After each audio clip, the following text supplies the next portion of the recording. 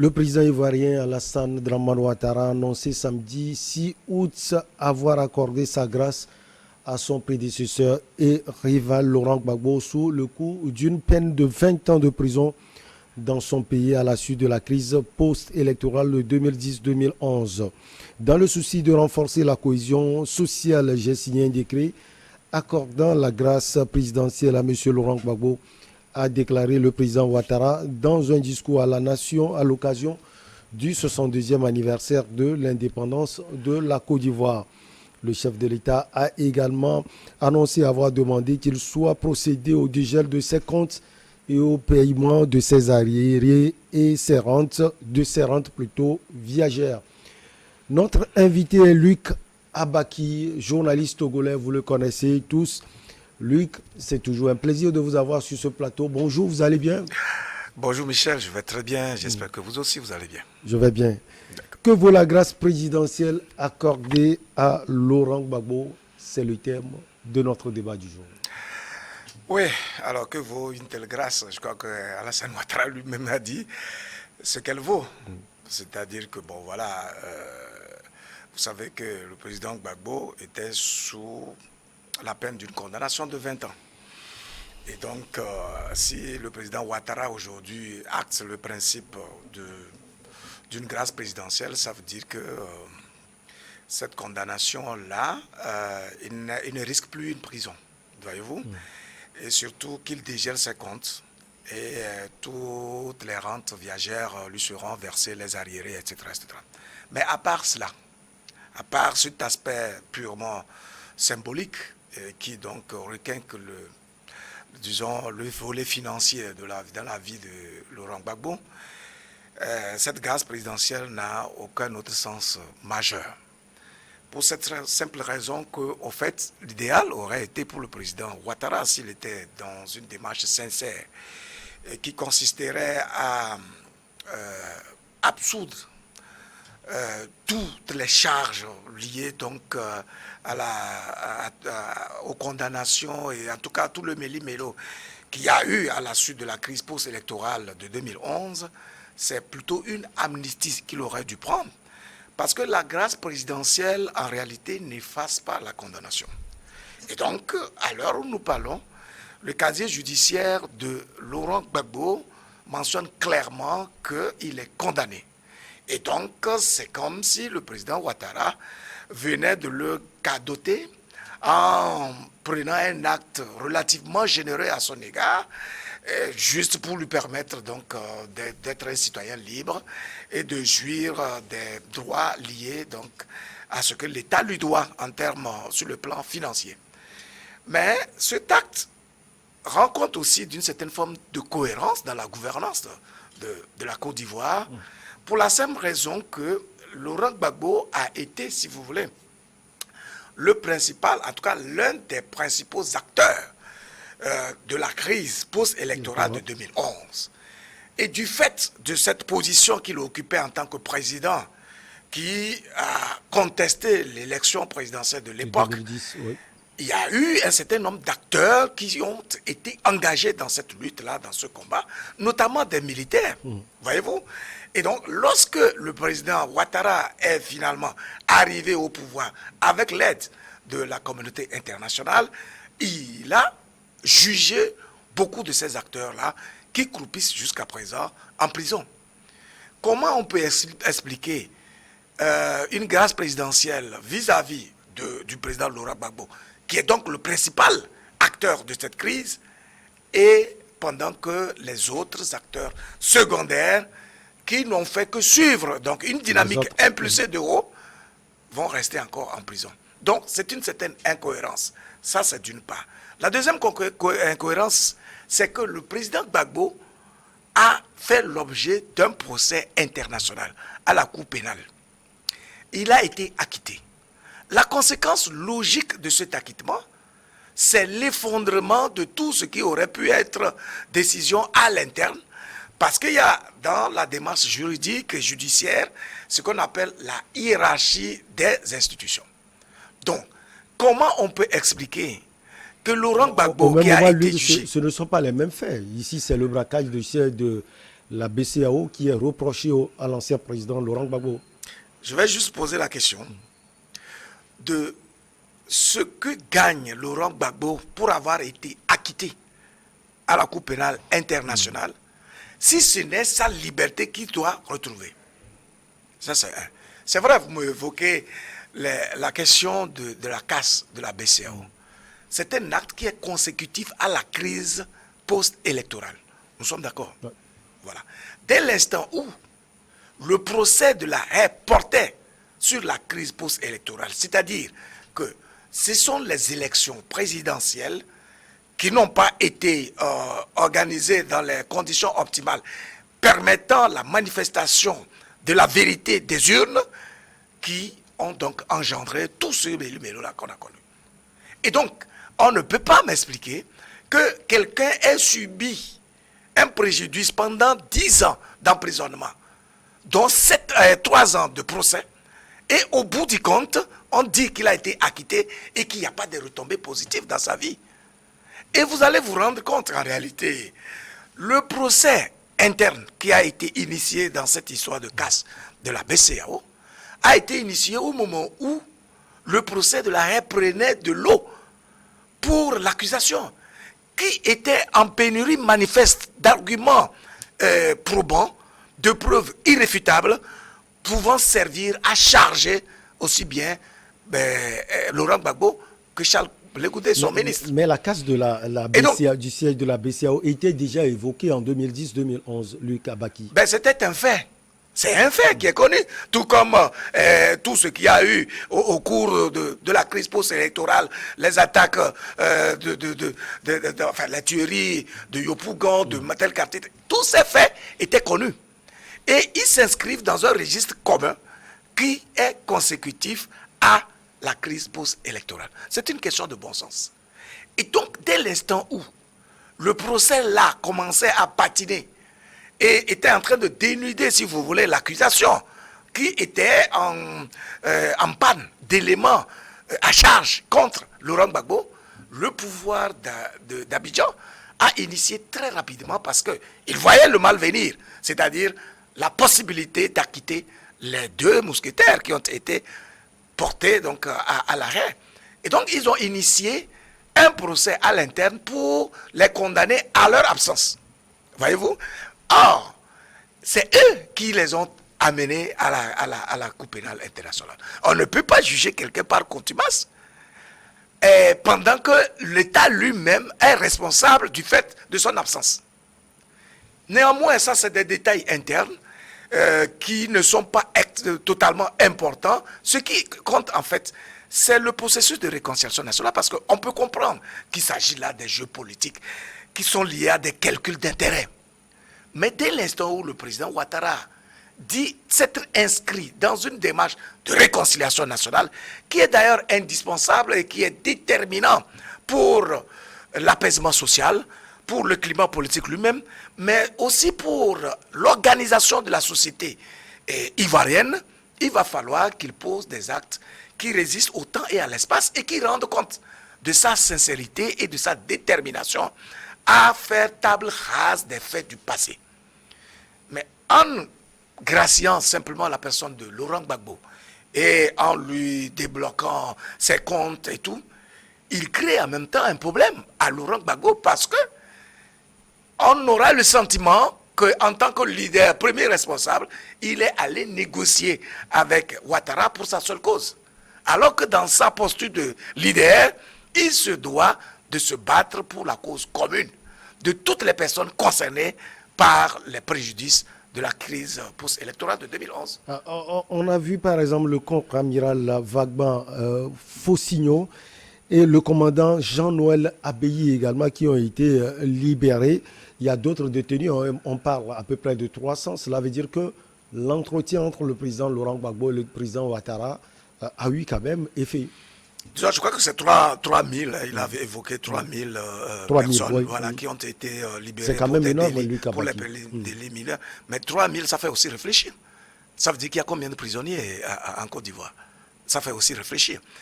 Alors, oui, les 2 officiers qui ont été libérés par décret de grâce présidentielle, c'est sur quelle logique? Sur la base de quelle logique? Dès l'instant où tous les officiers supérieurs qui ont été mis en prison ont été mis en prison sur la base d'une même charge, qui est leur participation à la crise post-électorale. Comment il se fait que c'est à compte-gouttes et par calcul qu'on extrait certaines personnes pour leur donner certains avantages? Il y a un problème. C'est pour ça que j'ai évoqué la question de la cohérence. Parce qu'un leader politique, un dirigeant d'une nation doit pouvoir réguler la vie de sa société sur la base des lois qui régissent le fonctionnement de l'État. Mais ce n'est pas en cultivant une forme d'inéquité ou d'injustice dans le traitement des citoyens. Si tous les officiers et toutes les personnes engagées dans la crise post-électorale de 2011 ont été condamnés du fait de leur participation, si un acte doit être pris à leur égard, on ne doit plus calculer. Il faut que tous soient concernés par l'acte. Et c'est là où l'intérêt d'une amnistie générale est véritablement prononcé. Alors, vous voyez derrière cette grâce, puisque vous avez écrit un article, Luc Abaki, vous voyez derrière cela le rendez-vous de 2025. Vous dites que le président Ouattara est en train d'office d'exclure le président Gbagbo, puisque lui-même avait souhaité que les trois se retirent de la vie politique de ce pays. Je suis de ceux qui pensent qu'après avoir animé au premier plan la vie politique ivoirienne pendant plus de 30 ans, les trois dinosaures, à savoir le président Henri Konan Bédié, le président Laurent Gbagbo, le président Ouattara, ont tout intérêt à activer le processus de la transmission et du relais. Parce que leur présence étouffe les énergies nouvelles, empêche précisément les cadres nouveaux de s'exercer quand même à la gouvernance de l'État et de se faire la main. Donc, je suis d'accord que le principe de leur départ de l'échiquier politique puisse être acté, mais pas par une démarche mesquine qui donne le sentiment qu'on est en train d'exclure de fait un protagoniste ou un rival politique. Donc, si se sont tous entendus de céder le plancher, c'est tant mieux.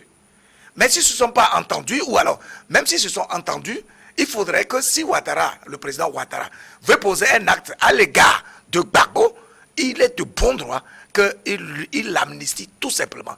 De manière que les charges, tout ce qui avait été fait dans le cadre du procès et tout, lié donc à la crise post-électorale, soit totalement effacé et que de façon délibérée et volontaire, Laurent Gbagbo décide de son propre chef, en connaissance de cause, de ne pas être candidat en 2025. Alors, à partir de l'instant où c'est une simple grâce présidentielle, et si par extraordinaire, quelqu'un comme Henri Konan Bédié se décidait à être candidat en 2025, il va de soi que Ouattara aussi sera candidat, parce qu'il a toujours conditionné son retrait de la vie politique par le retrait des deux autres protagonistes. Voyez-vous? Donc, si jamais un tel scénario se produisait, ça veut dire qu'il a visiblement triché Laurent Gbagbo. Et donc, ça veut dire que c'est l'animal politique qu'il avait souhaité et qu'il a toujours souhaité abattre. En 2020, on a vu l'envie des trois de continuer la lutte.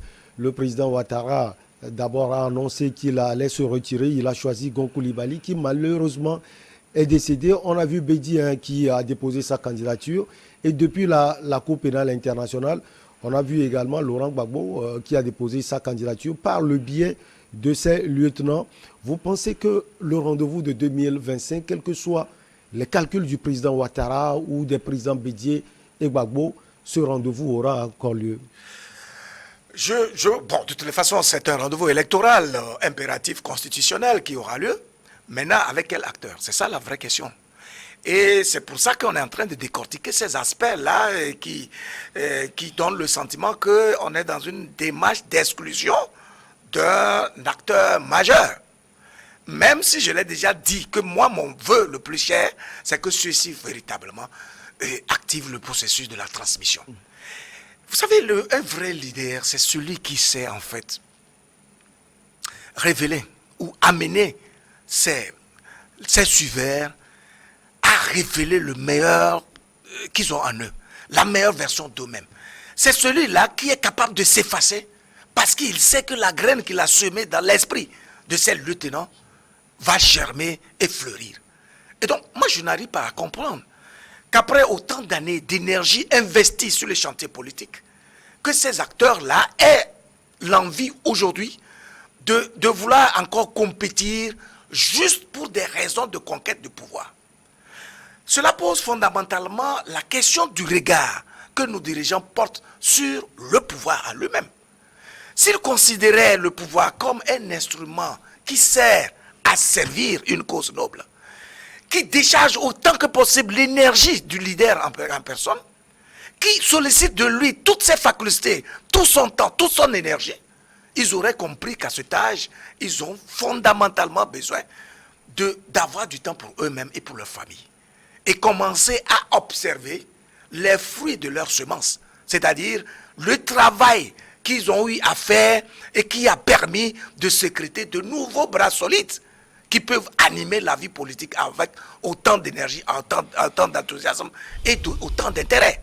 Mais si eux, ils sont là, ils ne pensent qu'à eux et ils pensent que sans eux, l'État de la Côte d'Ivoire n'existerait pas, ça veut dire qu'ils n'ont pas conscience que leur finitude est une certitude et que leur éphémérité est une vérité absolue.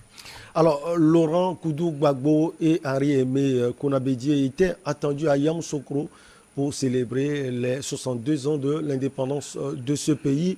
Leurs chaises étaient finalement vides. Luc Abaki, on a vu le président de la Guinée-Bissau, Umaro Sissoko Embalo, et le président libérien Georges Opongo-Oea. Finalement, est-ce que vous pensez que la grâce, vous pensez que tout ce que le président Ouattara a pu faire n'a pas été à un certain niveau des débats qui ont eu lieu entre les trois présidents lors de leur dernière rencontre?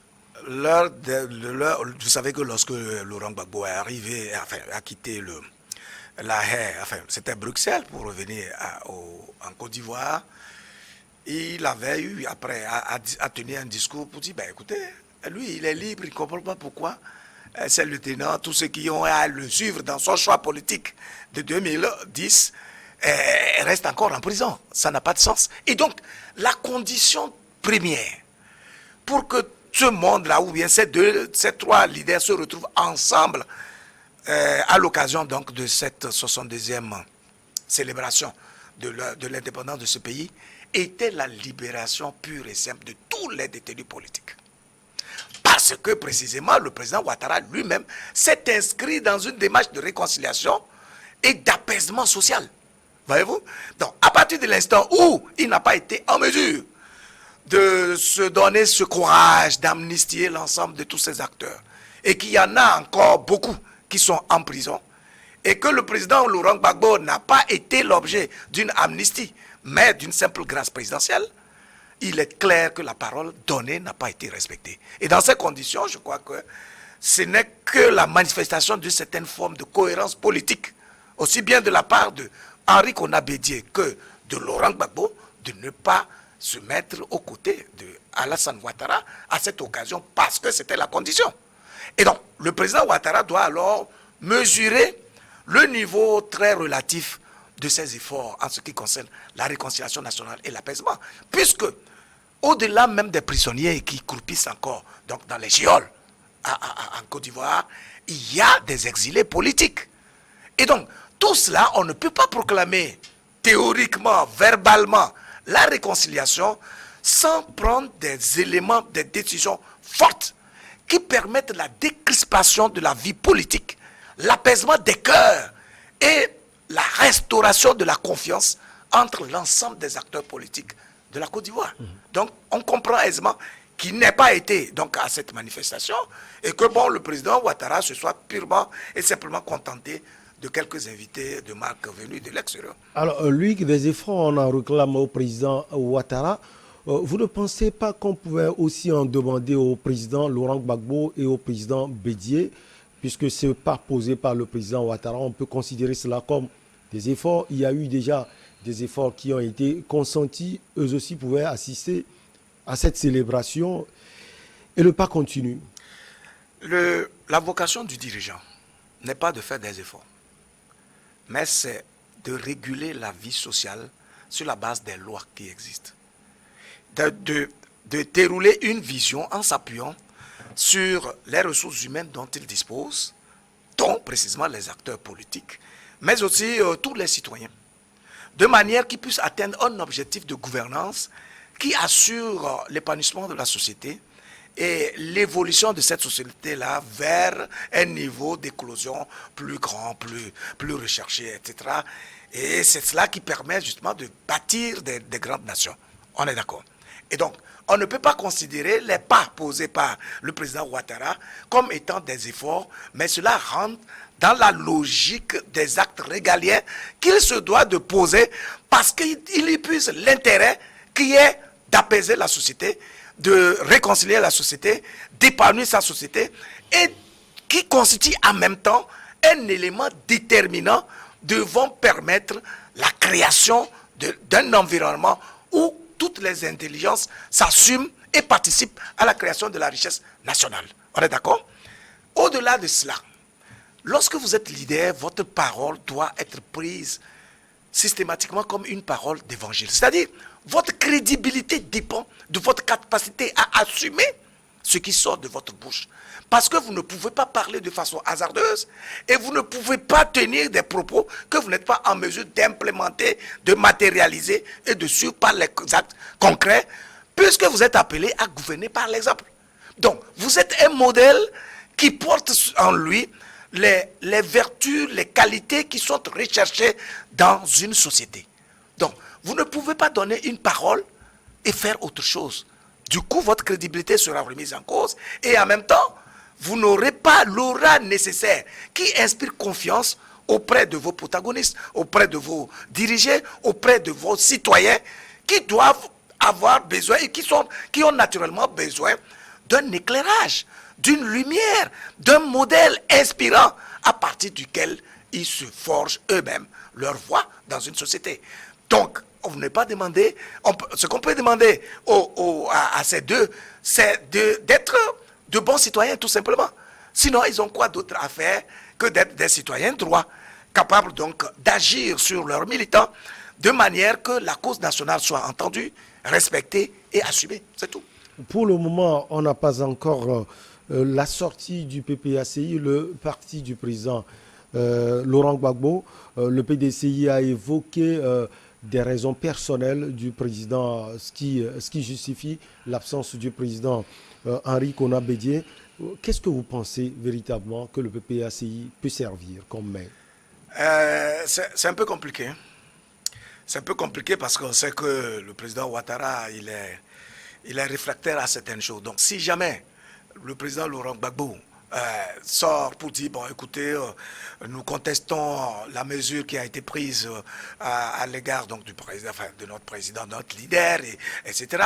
Le président Ouattara peut bloquer le dégel des comptes. Il peut empêcher cela, tout simplement. Quand bien même dans un discours solennel, il a dit qu'il a ordonné cela par un décret et tout.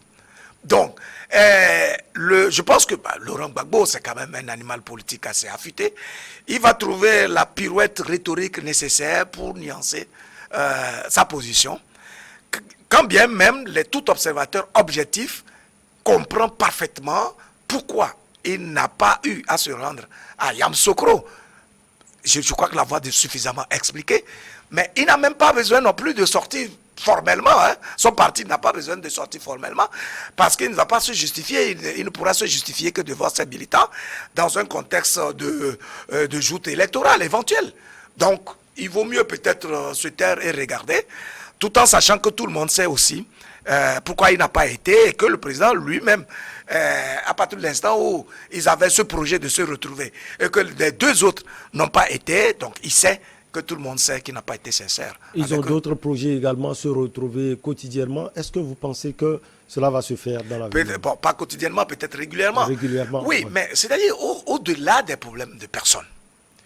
Dès l'instant où ils ont cette posture de leader, ayant derrière eux des militants, des citoyens, dont la vie dépend littéralement des choix politiques qu'ils opèrent, ils n'ont pas d'autre choix que de se retrouver pour parler de la cause nationale, pour parler des sujets qui, si ce n'était pas dans cette dynamique qu'ils étaient, ils ne se seraient même pas trouvés dès lors qu'il y a des griefs entre eux. dès lors qu'il y a un certain nombre de difficultés manifestes, Laurent Gbagbo a été à 2 fois au palais de la présidence, depuis qu'il est revenu précisément de son asile, pendant qu'il n'était pas encore, qu'il n'avait pas encore la grâce. Est-ce que vous comprenez? Et là aussi, c'est une certaine cohérence de la part du président Ouattara, pour incohérence de la part de Ouattara. Pourquoi? Parce que, comme je l'ai dit, un État, ça se gouverne pas sur la base des lois. Si la justice ivoirienne a eu à condamner de façon sincère, sur la base des éléments de droit, le président Ouattara, il n'y a pas de raison qu'en l'absence, il n'y a pas de raison qu'en l'absence d'une grâce présidentielle ou d'une amnistie, il puisse fouler le pied sur le sol ivoirien sans qu'il soit arrêté. On est d'accord? Ça veut dire que la personne de Ouattara, l'ombre de la personne de Ouattara a plané sur l'inexécution de la décision de justice qui concernait la condamnation du président Gbagbo pendant 20 ans. On est d'accord? Et là, ça veut dire quoi? Ça veut dire qu'il donne la preuve qu'en fait, la justice dépend de lui.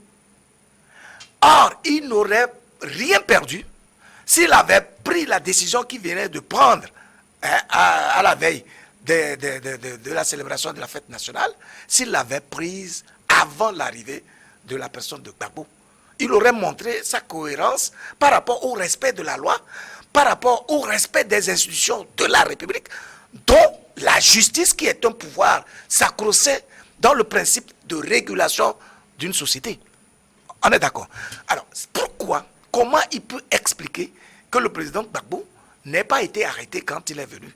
Depuis 1 an qu'il a circulé, qu'il a créé un parti politique, qu'il a animé des meetings partout en tant que citoyen libre, et que c'est plus d'1 an après qu'on formalise une certaine grâce présidentielle. Ça veut dire tout simplement que le président Ouattara a galvaudé l'essence de cette mesure pour la simple raison que ça devient une simple formalité qui est de fait. Parce que le monsieur était déjà libre.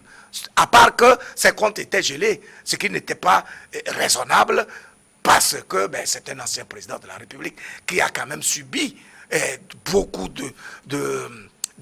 beaucoup d'affres liées donc à cette crise-là, qui a été jugée et qui est acquittée, et qui viennent, donc qu'il passe des mois et des mois avec des comptes bloqués. C'est quand même incroyable. Hein? Merci beaucoup à vous, Luc Abaki. Bonne semaine à vous. Côte d'Ivoire, que vaut la grâce présidentielle accordée au président Laurent Gbagbo? Infiniment merci à vous. Je suis surpris par le temps. Merci beaucoup. À la prochaine donc. Allez, on marque la pause pour le journal et on reçoit nos invités pour Regard Croisé.